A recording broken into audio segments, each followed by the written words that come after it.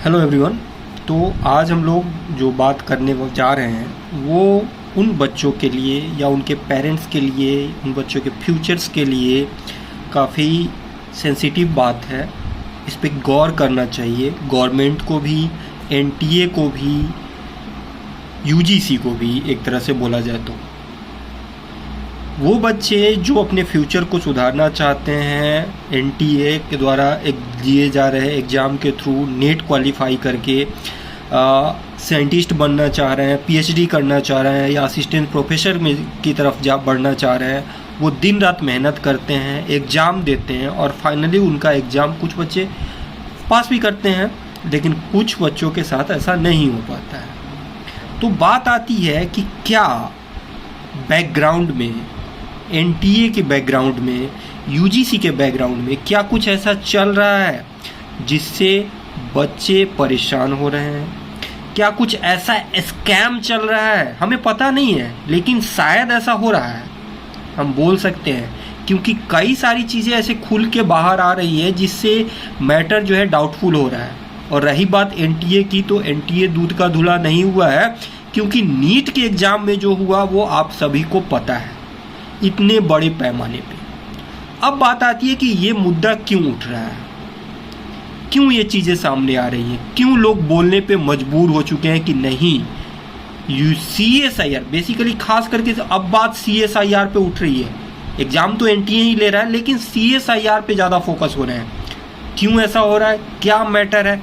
अब बात आती है कि CSIR पे ही ऐसा मैटर क्यों उठ रहा है। ध्यान दीजिएगा, पिछली बार जो रिजल्ट आया था CSIR का, उसमें क्या हुआ था? पहले CSIR ने रोल नंबर जारी कर दिया था तीनों सेक्शन का, आपको JRF का, नेट का और पीएचडी का। फिर जारी हुआ स्कोर कार्ड, उसके हमको लगता है कि 1 महीने के बाद, क्योंकि किसी को नहीं पता था कि मेरा JRF हुआ कितना मार्क्स है, मेरा नेट हुआ कितना मार्क्स है, पीएचडी हुआ कितना मार्क्स है, किसी को नहीं पता। ब्लाइंड गेम चल रहा है, पता नहीं क्या कर रही है CSIR, पता नहीं क्योंकि।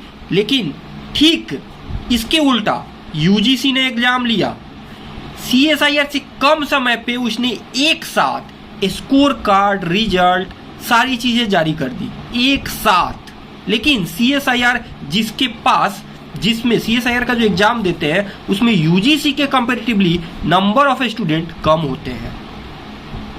ऐसा क्या हो रहा है भाई, क्यों ये बातें आ रही हैं? क्या एक सही में यह स्कैम है? अब इस बार देखिए, इस बार क्या हुआ है। इस बार CSIR दिसंबर 2024 का रिजल्ट जारी हुआ है। CSIR ने क्या किया, स्कोर कार्ड जारी कर दिया, लेकिन सेक्शन वाइज जारी नहीं है भाई साहब। यहाँ ध्यान दीजिएगा कि आपको पार्ट ए में कितने मिले, पार्ट बी में कितने मिले, पार्ट सी में कितने मिले, ये जारी नहीं हुआ है। अब ये कब जारी होगा ये भी पता नहीं है, ये भी ब्लाइंड गेम चल रहा है। अब इसके बाद रोल नंबर जारी हो जाएगा कि पहले सेक्शन वाइज रिजल्ट जारी होगा, क्या होगा कुछ पता नहीं है। लेकिन यूजीसी ने फिर अपना काम कर दिया, यूजीसी ने अपना रिजल्ट जैसे वो जारी करती थी उसने जारी कर दिया। तो ये सारी चीजें जो है वो सवाल खड़ा करती है, खास कर एनटीए द्वारा लिए जा रहे CSIR, बेसिकली फोकस CSIR है, CSIR के एग्जाम पे ये क्वेश्चन मार्क लगा देती है।